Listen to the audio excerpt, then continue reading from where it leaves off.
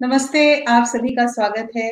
आज एक दिवाली विशेष गुफ्तगू हमारी astro coach doctor Richa Shukla के साथ। ऋचा एस्ट्रो कोच हैं, वैदिक ज्योतिष शास्त्र की स्कॉलर हैं और उनसे हम आप सबको पहले भी मिलवा चुके हैं। हमारे जो शास्त्र हैं उनमें ऐसी-ऐसी विद्या है, ऐसा-ऐसा पठन है, जिसको जब हम समझने लगते हैं, उनकी तह में उतरने लगते हैं, तो एक तरीके का आत्मज्ञान होता है। ज्ञान तो होता ही है, उसके साथ-साथ आत्मज्ञान होता है और ये भारतीय संस्कृति की बहुत बड़ी विशेषता है।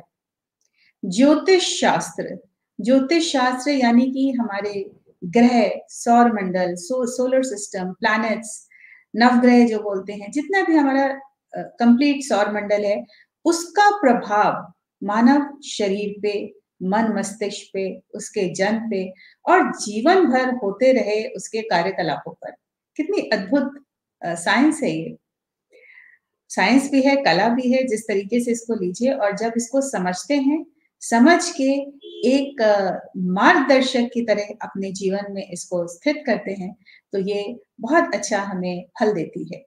फलदायी होता है हर शास्त्र, फलदायी होता है हर ज्ञान, यदि उसको सही तरीके से हम समझ सकें और समझाने वाले गुरु को हम समझ सकें कि जिससे हम समझ रहे हैं, उसको भी ज्ञान है सही कि नहीं।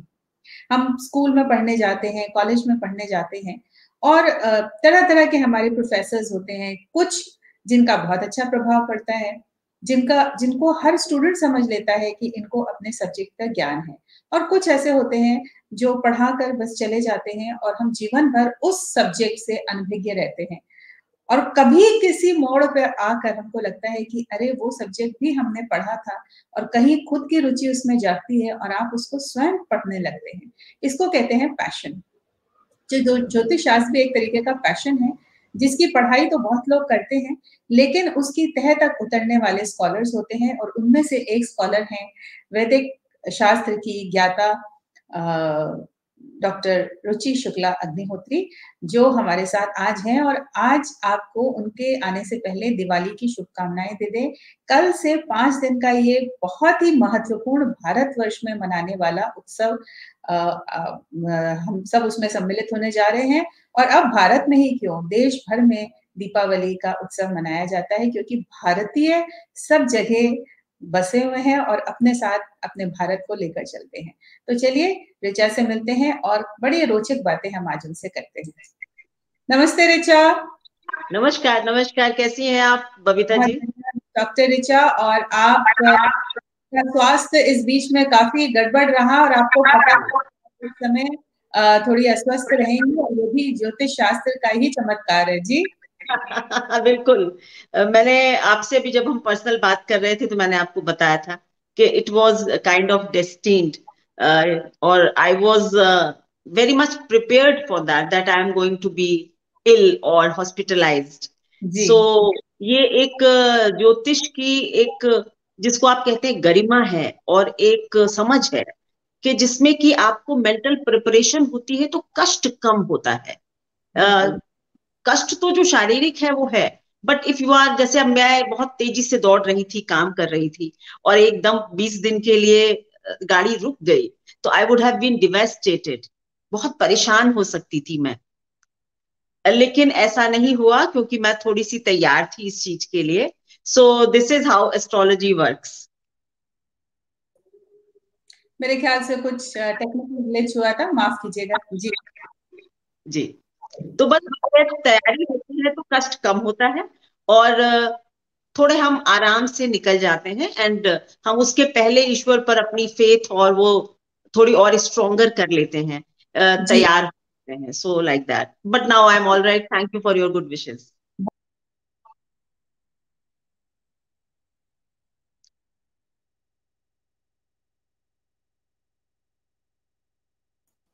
ये पता नहीं ऐसा क्यों हो रहा है, पर अगर होता रहे तो रुचिया, आप स्वस्थ होकर आ गई हैं और हम सब इस बात से बहुत प्रसन्न हैं। बहुत-बहुत स्वागत है आपका। 3 फोरम्स में हमारा ये फेसबुक लाइव चल रहा है और बहुत से लोग आपको ऑलरेडी देखने आ रहे हैं, क्योंकि ज्योतिष शास्त्र में सभी का बहुत आज मैंने विशेषकर कहा था कि दिवाली विशेष है। तो डॉक्टर ऋचा, दिवाली से जुड़ी हुई astrological significance of this festival. तो ज्योतिष अनुसार जो हमारा दीपावली का त्योहार है, ऐसे तो हर त्योहार की अपनी अपनी मान्यता है, अपनी अपनी सिग्निफिकेंस है, और मैं हर त्योहार का एक स्पिरिचुअल रूप जरूर लेकर आती हूँ, क्योंकि ये इसमें मुझे बहुत रुचि है और इससे बहुत अच्छी समझ आती है, पकड़ आती है अपनी संस्कृति पे, अपनी धरोहर पे। तो दीपावली से जुड़ी, चूंकि आप अपने आप में एक हैं और ज्ञाता हैं, तो जरूर हमारे दर्शकों को बताइए, सुनने वालों को, कि दीपावली की ऐसी एस्ट्रोलॉजिकल सिग्निफिकेंस क्या है। देखिए क्या है कि सबसे पहली बात तो मुझको ये समझाना है कि हर चीज की एस्ट्रोलॉजिकल सिग्निफिकेंस नहीं होती। पहली बात, ये जो हमने जोड़ना शुरू कर दिया है कि हर चीज को, ये ठीक बात है कि जो कोई भी, जैसे हम दिवाली की जो बात करते हैं ना, वो बेसिकली उसका जो मनाया जाना है ना, वो एक बहुत गलत तो नहीं कहना चाहिए लेकिन सही दिन है, क्योंकि दिवाली को हम काल रात्रि कहते हैं। ठीक है, उस दिन देवी काली की आराधना होनी चाहिए। और दिवाली से पहले जो शरद पूर्णिमा होती है, उस दिन देवी लक्ष्मी का पूजन होना चाहिए।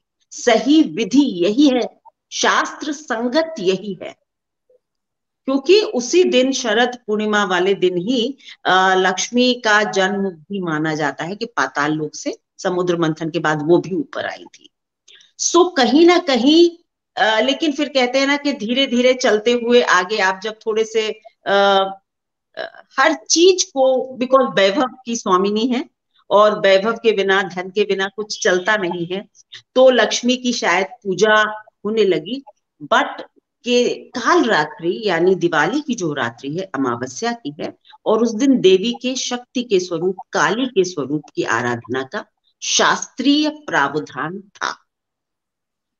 ज्योतिष की जहां तक इसमें बात है, उसमें सिर्फ ये होता है कि ये जो दिन होते हैं जो हमारे स्पेशल, मतलब सालों साल से जो दिन मनाए जा रहे हैं, अक्षय तृतीया हो गई, या कार्तिक मास की अमावस्या हो गई, या आपकी पूर्णिमा हो गई चैत्र की, तो ये सारी चीजें, मतलब उस दिन ग्रहों की स्थितियां इस तरह संयोजित होती हैं कि वो आपको कुछ ब्लेस करने के मूड में होती हैं। चाहे वो अक्षय तृतीया हो, चाहे वो होली हो, चाहे दीपावली हो, मतलब उस दिन कुछ स्पेशल सिग्निफिकेंस होती है प्लैनेट्स की स्थितियों की। और ये सच है कि हर साल ये जरूरी नहीं है कि एक ही तरह की स्थिति हो, ऐसा नहीं जरूरी है, लेकिन लगभग उसी के आसपास, जैसे अगर इस वक्त ये कहा जाए कि भाई अब मंगल आपका मीन में चला जाएगा या जो भी है, तो वो हर साल ही लगभग दिवाली के आसपास मीन में होगा। इस तरह से ग्रहों की गतियां है ना, जो वो नियत है, उनका उतना टाइम लगता है हर वर्ष। सो बेसिकली ज्योतिषीय नहीं कोई खास कनेक्ट है इसका।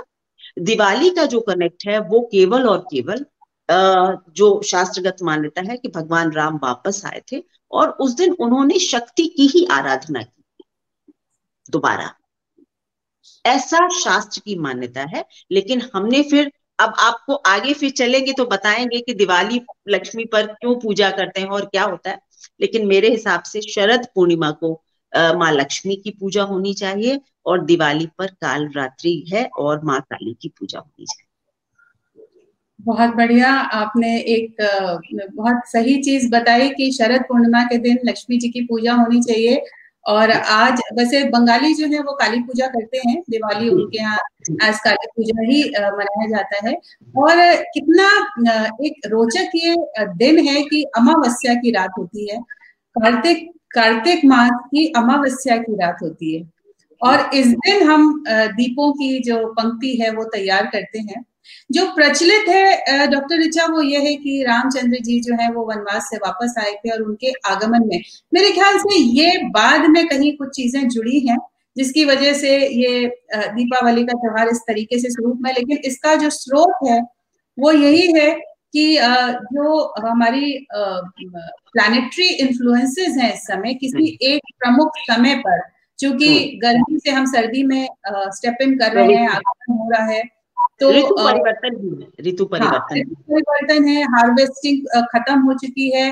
तो एक समय से दूसरे समय में जब करवट ले रहे हैं, तो नवरात्रि से ये पूरा शुरू हो जाता है सिलसिला दीपावली में यही है कि जितने भी हमारे और सब जो यहाँ पे कीटाणु हैं और प्लानिटरी इन्फ्लुएंसेस है, वो सब एक बहुत अच्छी एनर्जी हमारे लिए तैयार कर रहे हैं कि हम अपने अंदर उस चीज को एब्जॉर्ब कर सकें। कुछ स्वाति नक्षत्र का भी इसमें खास रोल है, उसके बारे में कुछ बताइए। स्वाति नक्षत्र। हाँ, देखिए क्या है कि जो स्वाति नक्षत्र होता है, 5 मुख्य नक्षत्र जिनको महानक्षत्र कहा जाता है, उनमें से एक स्वाति होता है।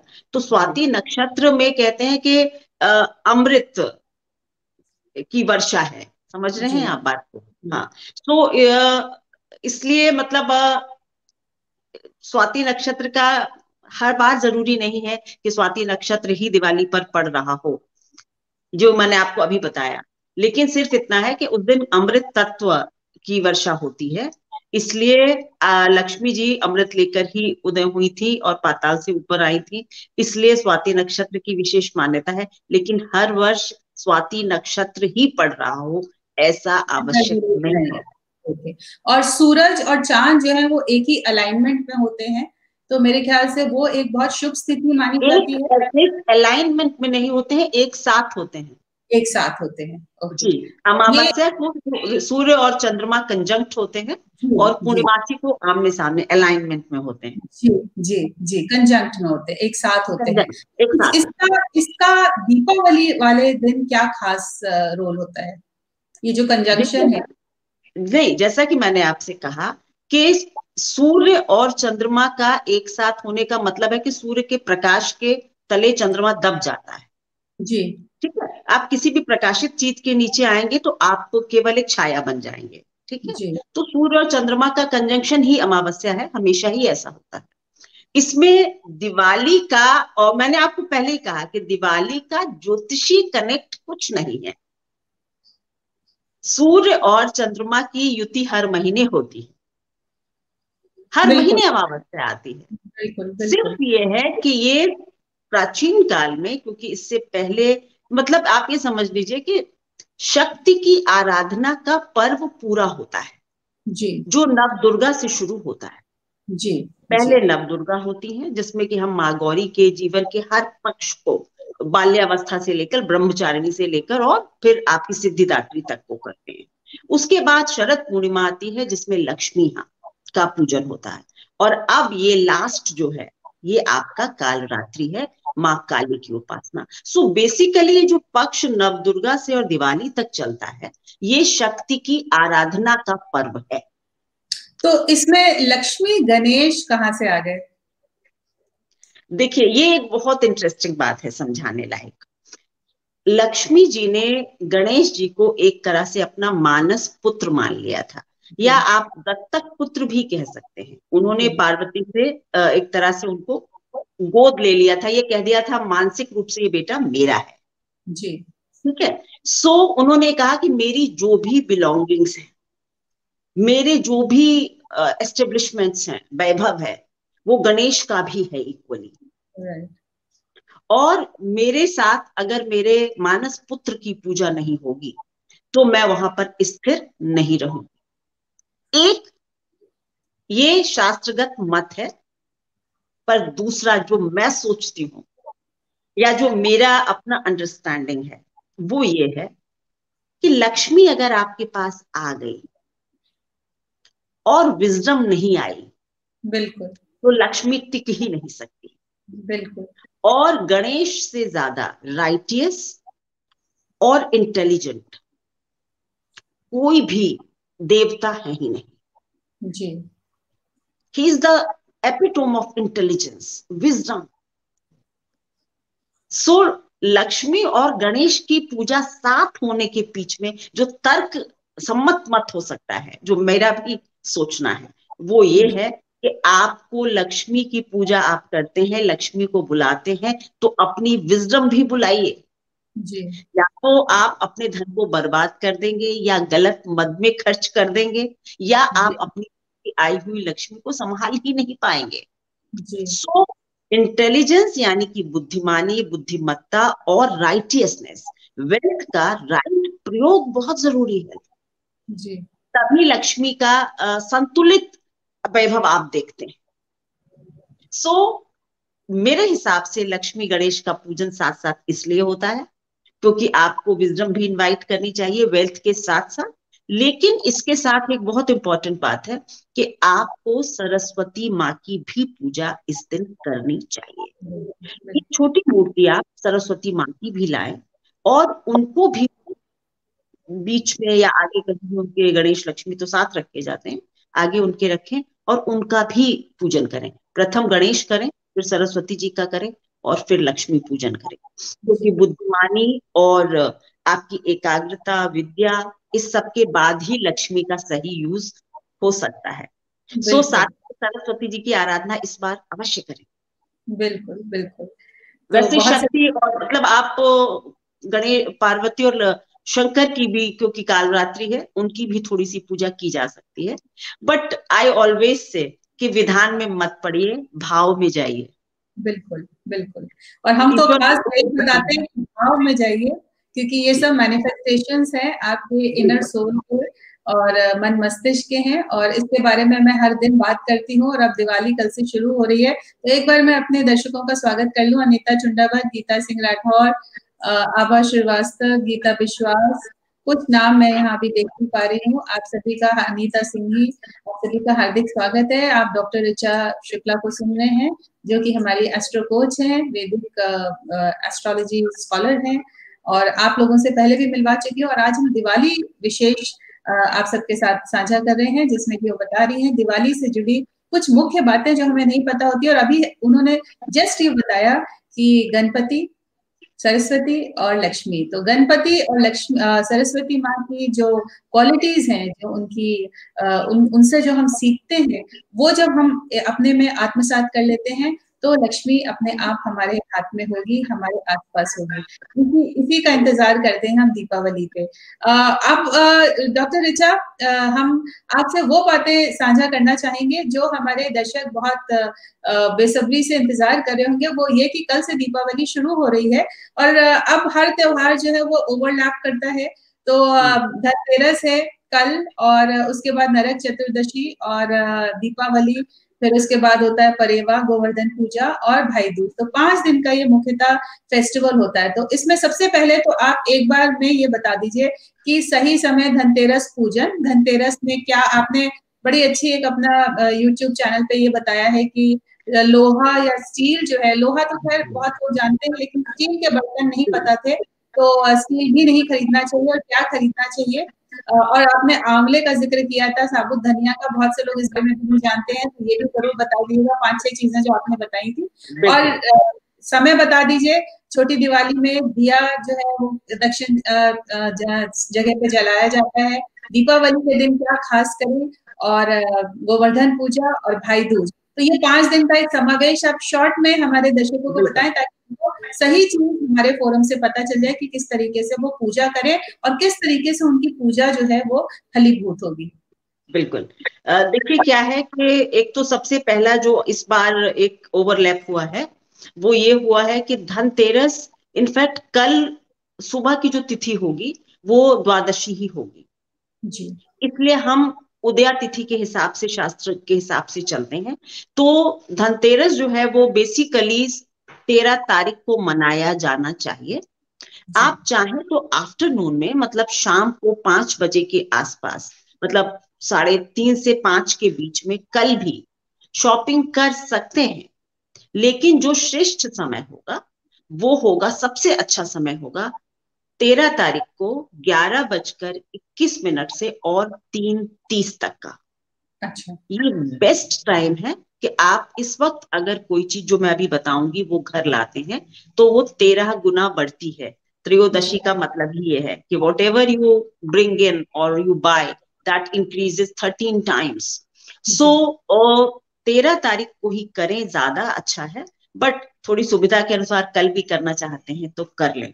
और जी उस दिन जहां तक पूजा का सवाल है, वो आप अपनी पूजा जो त्रयोदशी की होती है उसमें आप धन्वंतरी, यानी कि आयुर्वेद के जो महान ज्ञाता माने गए हैं, उनकी पूजा होती है। धन्वंतरी जयंती भी इसको कहते हैं।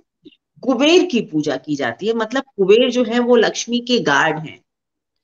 सो हम पहले ही उनको पूज लेते हैं। आ जाइए, चोर आप पीछे बैठ है, जाइए। तिजोरी के रखवाले हैं। जी हाँ। सो उनको बुला लेते हैं पहले ही कि आप आइए यहाँ बैठ जाइए, फिर अब लक्ष्मी जी को बुलाएंगे तो उनकी सुरक्षा कीजिए। सो बिल्कुल। कुबेर यंत्र स्थापित किया जा सकता है। जी और इस सबका समय 11:30 के बाद 13 तारीख को, फिर 5 बजे तक आप कभी भी पूजा कर सकते हैं। ठीक है। ठीक है। उसमें आपके लिए और 5 चीजें जो बहुत इंपॉर्टेंट हैं वो खरीदना: आंवला, हल्दी की गांठ, गोमती साबुत धनिया, चक्र, गोमती चक्र, गोमती चक्र। गोमती चक्र, अ, कमल गट्टा जी और साबुत धनिया।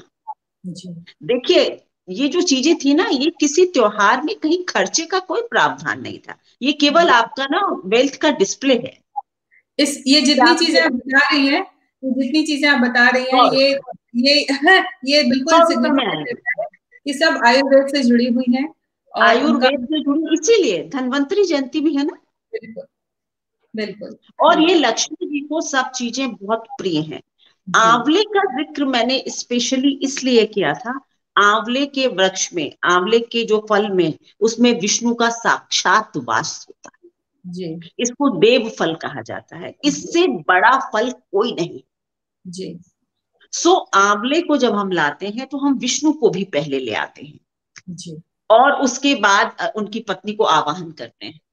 जी सो आंवला लाना, ये 5 चीजें आप खरीद लें और इनको एक छोटे छोटे पात्र में रखकर, अगर आपका पूजा का स्थान ठीक ठाक है तो वहीं पर स्थापित कर दें त्रयोदशी को ही।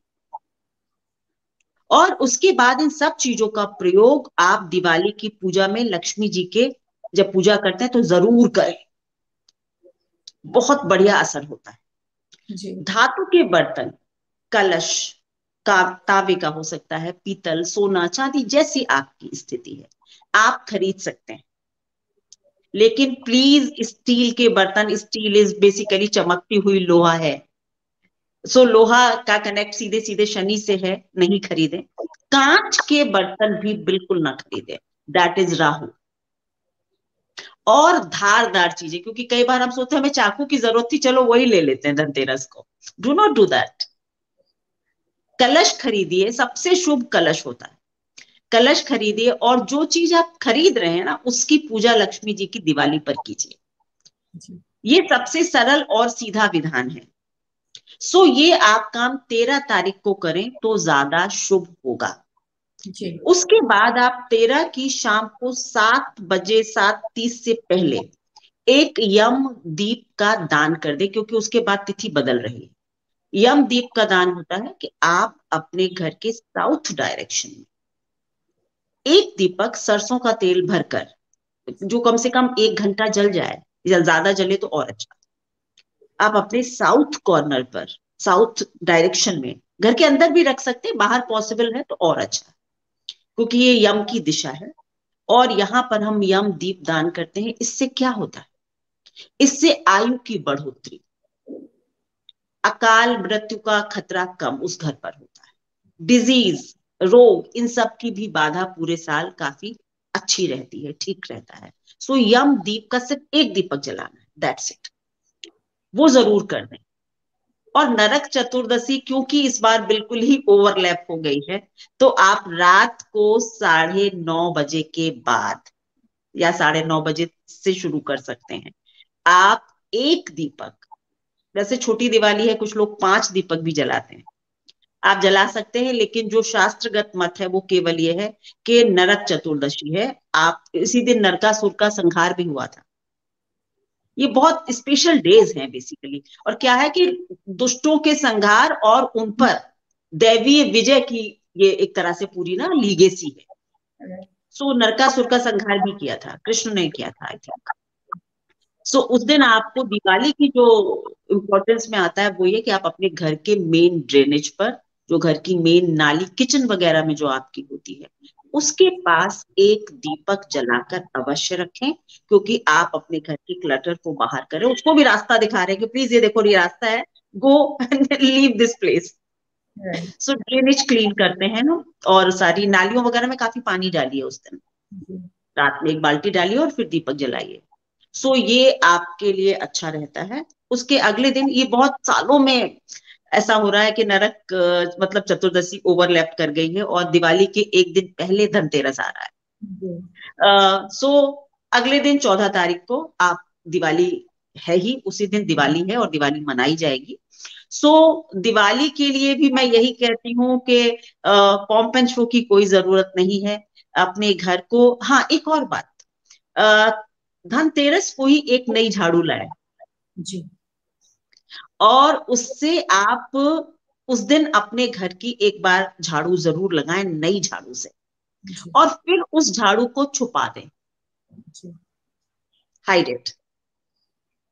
दिवाली वाले दिन भी लगा सकते हैं पर उस दिन जरूर लगाएं उससे, और उसके बाद उसको किसी को दिखना नहीं चाहिए। ये भी छोटे छोटे टोटके हैं और प्रयोग हैं, अच्छे असर देते हैं। दिवाली वाले दिन सुबह से आप लोगों के यहाँ जैसे भी, जिसके यहाँ जो विधान है, बट सबसे अच्छा रहता है कि अगर आप सुबह उठकर अपने घर की चौखट के बाहर हल्दी और कुमकुम से एक छोटे से भी रंगोली बनाते हैं जी, तो बहुत अच्छा होता है। और देवी के जो पदचाप होती है, जो पद के उनके वो होते हैं, वो भी बनाए जा सकते हैं। ये सुबह करना होता है। जी, और अगर चाहे तो अपने घर की जो हर चौखट, जो भी एंट्रेंस पॉइंट है ना, उन पर थोड़ी थोड़ी पीली सरसों डाल दीजिए। जी, ये बहुत ऑस्पिशियस होता है। पीली सरसों नहीं मिलती है तो पिसी हुई हल्दी भी थोड़ी थोड़ी डाली जा सकती है हर एंट्री पॉइंट पर। बेडरूम में भी डालिए, सब दरवाजों की चौखट नीचे। ये तो आपको मॉर्निंग में उपाय करने। और उसके बाद शाम को जो पूजा का समय है, वो दिल्ली एनसीआर में 5:31 से 7:21 जी, वृषभ लग्न है, स्थिर लग्न है। उसमें पूजा करने का मतलब है कि लक्ष्मी आपके यहाँ आकर स्थिर हो जाए। लक्ष्मी की पूजा हमेशा ही स्थिर लग्न में होनी चाहिए। सो वृषभ लग्न इतनी देर चलेगी। एंड ओवरऑल इंडिया एक 1.5 घंटे का समय है, जो कि हर हालत में हर जगह ये लग्न होगी। That is 6 PM to 7:30 PM, क्योंकि हर जगह लेटीट्यूड्स लॉन्गिट्यूड्स के हिसाब से राइज करने में साइन को थोड़ा इधर उधर टाइम बदलता है। बट ये एक 1.5 घंटे का बीच का समय है जो हर जगह पूरी इंडिया में आपको यही समय होगा। सो 6 से 7:30 कहीं भी मना सकते हैं। Delhi NCR 5:35 to 7:21 is the best time to worship. ये ये ध्यान जरूर रखेंगे। मैंने हमेशा कहा मैं बहुत विधि विधान में नहीं जाती हूँ, मैं भाव में ही जाती हूँ। लेकिन हाँ, कुछ टेक्निकल पॉइंट्स होते हैं कि लक्ष्मी की पूजा जब आप करें तो आपका मुख पूजा करते वक्त नॉर्थ या ईस्ट में होना चाहिए। इसका मतलब हुआ कि लक्ष्मी जी का मुंह साउथ या वेस्ट में होगा। जी, दोनों ही उनकी दिशाएं हैं। और गणेश जी भी वैसे ही बैठा ले जाएंगे। और जो चौकी आप बनाते हैं उस पे आप ध्यान रखिए कि हमेशा ही हर बार नया कपड़ा हो और सिंदूरी रंग का हो तो बहुत अच्छा, नहीं तो व्हाइट बिछाकर उस पर थोड़ा सिंदूर डाला जा सकता है। जी, बाकी पीला सभी चलते हैं बट सिंदूरी सबसे अच्छा होता है। और आप लक्ष्मी जी की दाई तरफ एक पात्र कलश का जो पानी का भर कर रखते हैं वो बहुत जरूरी होता है, वो रखिए। और उसमें थोड़े से गंगा जल को डालिए, चावल, सुपारी, एक सिक्का भी डाला जा सकता है। ये सब डाल के आप उस जल को स्थापित करें। और बाद में पूजा के बाद उस जल को पूरे घर पर छिड़क दें। अपने नहाने के पानी में भी डाल सकते हैं, पी भी सकते हैं। साफ पानी रखें तो थोड़ा सा उसका पान कीजिए, उससे भी आपका स्वास्थ्य वगैरह बहुत अच्छा रहता है। पूजा आपके घर जिस तरह भी होती है आप कर सकते हैं, विधि आपकी होगी, उसको बताने में मेरा कोई खास इंटरेस्ट नहीं है। जिस तरह भी आपके यहाँ होती हो, जो रीत हो घर की, उस हिसाब से पूजा आप कर सकते हैं। लेकिन इन बातों का ध्यान रखेंगे तो थोड़ा सा टेक्निकली कुछ चीजें ठीक होनी चाहिए, वो ये है। और उसके बाद आप कुछ लोग तिल के तेल के दीपक जलाते हैं, लेकिन मेरा मानना है कि सरसों के तेल के जलाने चाहिए, क्योंकि तिल का जो प्रयोग होता है वो पूर्वजों के लिए ज्यादा होता है या शनि के लिए होता है। सो सरसों देवी माँ को प्रिय है। सरसों का तेल अगर आप जलाते हैं सर्वश्रेष्ठ। जी। बाकी आपकी जो मान्यता हो। और एक जो दीपक बड़ा जलता है, जो रात भर जलना चाहिए, तो उसको आप हमेशा मिट्टी का ही लें। लक्ष्मी गणेश भी हमेशा कच्ची मिट्टी के ही लें। जी। कच्ची मिट्टी बहुत शुभ होती है। किसी जी। भी तरह डेकोरेटिव लक्ष्मी गणेश में मत फंसिए। कच्ची मिट्टी के लीजिए और उनकी पूजा कीजिए और अगली साल उनको विसर्जित कर दीजिए। जी। अच्छा, पुराने जो आपके लक्ष्मी गणेश होते हैं, जो आपके पिछले साल आपने रखे थे, पहले आप उनकी पूजा कीजिए और उसके बाद अपने जो नए लाए हैं उनको स्थापित कीजिए। पुराने लक्ष्मी गणेश की पूजा उस दिन अवश्य होनी चाहिए, उसके बाद ही उनका विसर्जन होना चाहिए। जी। जो गोवर्धन, अन्नकूट, देखिए क्या होता है कि इस दौरान भगवान विष्णु सो रहे होते हैं। आप देखिए क्या चक्कर है कि प्रिजर्वर सोया हुआ है 4 महीने से। तो हम क्या करते हैं, अब कौन संभालेगा दुनिया को? शक्ति, मातृशक्ति। तो ये सारी जो नौ दुर्गा और ये सब, मतलब जब जो हमारा पालन करता है वो सोया हुआ है, तो हमने अपना चार्ज ले लिया है that now we are going to rule the world. बिल्कुल। सो इसलिए जो अन्नकूट है, जो उस जिस दिन हम करते हैं वो गोवर्धन पूजा है, उस दिन वो आपके लिए प्रिजर्वर को ऑफर किया जाता है बेसिकली। मतलब भगवान विष्णु के लिए हम पकवान बनाते हैं और ये प्रार्थना करते हैं कि हमारे अन्न के भंडार सदैव भरे रहें, भोजन की कमी इस घर में कभी भी ना अन्नकूट भी हो। बोलते हैं उसको, अन्नकूट। अन्नकूट, वही अन्नकूट है। तो अन्नकूट के दिन आपके लिए आपके जितनी उपलब्ध वेजिटेशन जो है ना बेसिकली, उसकी पूजा है ये। सो जितनी उपलब्ध सब्जियां होती हैं, एक घाल मेल की सब्जी बनती है जिसमें जो आपको सब्जी मिले सब डालिए, वो बनाएं, अवश्य बनाएं। और बाकी आपकी श्रद्धा है। किसी के यहाँ कढ़ी चावल बनता है, किसी के यहाँ 36 भोग बनते हैं, 56 भोग बनते हैं, जिसकी जो आस्था है। पर जो मेन सिग्निफिकेंस है वो घाल मेल की सब्जियां, यानी all the vegetation combined. Right. वो एक शास्त्रगत है कि मैं चाहती हूँ कि मेरे घर में हर तरफ से अन्न और वेजिटेशन भरा रहे।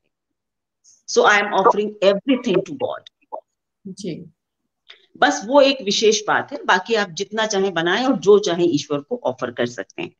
जी। जी। नेक्स्ट जो लास्ट डे होता है सेलिब्रेशन का, वो भाई दूज होता है, भैया दूज जिसको हम बोलते हैं। ये इसको हम यम द्वितीया भी बोलते हैं, जी। क्योंकि इस दिन यम और यमुना जो कि भाई बहन हैं, इनका मिलन हुआ था। यम यमुना से मिलने आए थे और जब यमुना ने उनको मतलब आरती करी और उनका बड़ा स्वागत किया अपने भाई का, तो उन्होंने आशीर्वाद दिया कि इस दिन जो भाई अपनी बहन से मिलेगा और उसका सानिध्य पाएगा, उसका आशीर्वाद लेगा, तो उनका बॉन्ड हमेशा हमेशा के लिए बना रहेगा जी। और उसको मैं अकाल मृत्यु से दूर रखूंगा। सो ये बहुत स्पेसिफिक और सिग्निफिकेंट डे है भाई बहन के बॉन्ड का। इसमें मैं फेमिनिस्ट हूं, तो मैं कहूंगी भाई और बहन दोनों को एक दूसरे की लंबी आयु की कामना करनी चाहिए। आ, इस आप देखिए क्या विधान है हमारे यहाँ। रक्षाबंधन पर बहन जाती है भाई के घर या मायके, पर भाई दूज पर भाई को आना चाहिए, क्योंकि यही है, यम खुद अपनी बहन के घर आए थे। बिल्कुल। सो अगर आप अपने भाई को मिलना चाहते हैं, उनको कहें इस बार तुम आओगे, और फिर उनका तिलक लगाएं और उनका वो करें। देखिए इन सब में मैं सोचती हूँ कि मुहूर्त वगैरह में बहुत नहीं पड़ना चाहिए। अगर जी। आपका भाई दूर है, वो बेचारा शाम को आ पा रहा है, तो कोई चिंता मत करिए। कोई शुभ मुहूर्त और अशुभ नहीं होता। जिस वक्त आप मिल रहे हैं वही शुभ मुहूर्त है, क्योंकि बिल्कुल। बहुत ज्यादा मानसिक बंधन में पड़ना अच्छा नहीं होता कि 1 घंटा देर हो गई तो क्या होगा, अब टीका करूं कि ना करूं, अब क्या हो गया, अब तो अच्छा मुहूर्त निकल गया। No, nothing like that. Whole day is auspicious. बिल्कुल। बिल्कुल। सिर्फ कुछ चीजों के लिए कि हाँ भाई लक्ष्मी पूजन स्थिर लग्न में अच्छा है, बट भाई का टीका करने का, क्योंकि लोग, मैंने देखा कि बहुत ज्यादा भ्रम में पड़ जाते हैं। सही बात है। वो नहीं करना है। पर हाँ, कोशिश करें कि इस दिन अपने भाई को अवश्य ग्रीट करें, मिलें, और आपस में एक दूसरे को दीर्घायु की शुभकामनाएं जरूर दें। ये ब्लेसिंग मिलती है, ऐसा शास्त्र कहते हैं। सो हमको कर लेना चाहिए। बहुत सही, बहुत बहुत बढ़िया, बहुत अच्छे से आपने बताया डॉक्टर ऋचा। और आपका समय बहुत कीमती है, और खासकर दिवाली पे तो बहुत झड़ी लगी रहती है लोगों की आपसे बातचीत करने के लिए। और ये नव वर्ष का भी संदेश लेकर आता है दिवाली का त्योहार। बहुत सारी कम्युनिटीज में, स्पेशली बिजनेस कम्युनिटी जो है, वो अपना बही खाता बंद वही करती हैं था। और नए की शुरुआत होती है। तो इसी वजह से कुबेर की बहुत ज्यादा इसमें मान्यता रहती है, क्योंकि स्टोर कीपर वही है, तिजोरी के रक्षक वही है, तो रक्षक कुबेर। वही है। जी। तो ये विश्वकर्मा पूजा भी इसी दिन, अगले दिन होती है विश्वकर्मा पूजा। तो आपके जो हमारे हथियार होते हैं, या कहते हैं जी ना कि जो भी हमारे टूल्स होते हैं काम जी करने, जी, आजकल बिल्कुल। अगर आपका टूल लैपटॉप है ना, तो उस दिन आप अपने लैपटॉप की भी पूजा कर दीजिए। वही आपका टूल है। पूजा कीजिए, लेकिन उस दिन फिर उस पर कोई काम मत कीजिए। जी बिल्कुल बिल्कुल टेक अ ब्रेक बिल्कुल एंड ऑफ। सो बिल्कुल अपना जो भी आपका पेन, अगर आप लेखक हैं तो आपका वही टूल है। बिल्कुल। तो आप अपने इसीलिए पेन मैंने की पूजा। हमने हमारी जो इस ग्रुप में प्रतियोगिता चल रही दिवाली की, तो मैंने लिख दिया है खास दिवाली वाले दिन के लिए कि दिवाली वाले दिन की फोटोग्राफ्स आप अगले दिन पोस्ट कर सकते हैं, ताकि डॉक्टर, राइट। इसको बहुत अच्छा लगा आपसे बातचीत करके। कोई एक अच्छा सा मंत्र जरूर हमारे दर्शकों को बता दीजिए, जिसका चैंटिंग वो कर सकते हैं पूजा के समय, और जो उनको जिस चीज के लिए दिवाली की पूजा की जाती है, उसके लिए वो उसके और करीब पहुंच सके। देखिए क्या है कि वैसे इस दिन सबसे जो अच्छा होता है वो श्री सूक्त का पाठ करना होता है। ठीक है। और या फिर कनक धारा स्तोत्र, इन दो का पाठ, जो कि गूगल पर इजीली अवेलेबल है, आप डाउनलोड करके शांत भाव जब पूजा वगैरह कर लें, कोशिश करें कि आप रात में मध्य रात्रि के बाद, 12 बजे के बाद, 15-20 मिनट लगते हैं पाठ करने में, उसमें अगर आप इन दो में से किसी एक का भी शांत भाव से बैठकर पाठ करते हैं तो वो सिद्ध होता है। ठीक है। और अगर आप नहीं कर सकते हैं तो सिंपल आप अगर 108 बार ओम महालक्ष्मी नमः, दैट्स इट। मंत्र बहुत कठिन है। आप केवल और केवल बोलिए ओम महालक्ष्मी नमः, दैट्स इट, 108 बार, कमल गट्टे की माला पर। उस वक्त आपके मन में और कोई विचार नहीं होने चाहिए। जब आपके घर से गेस्ट रवाना हो जाएं तब आप पाठ करें। बिल्कुल। पर Shri Sukta is the best.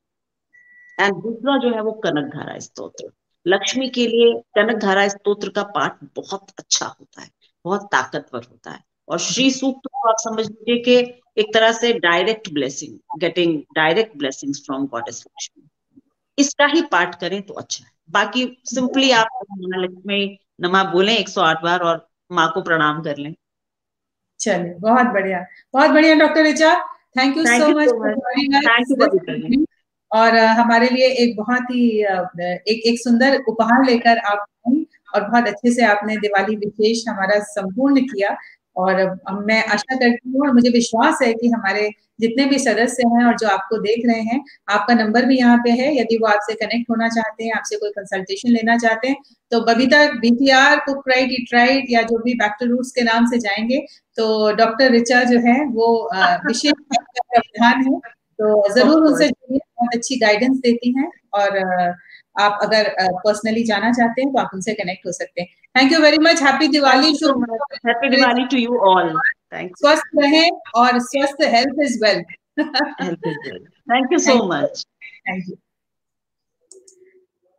तो मेरे प्यारे सदस्यों, आप सभी जो लोग देख रहे हैं, आप सभी का जुड़ने के लिए बहुत-बहुत धन्यवाद।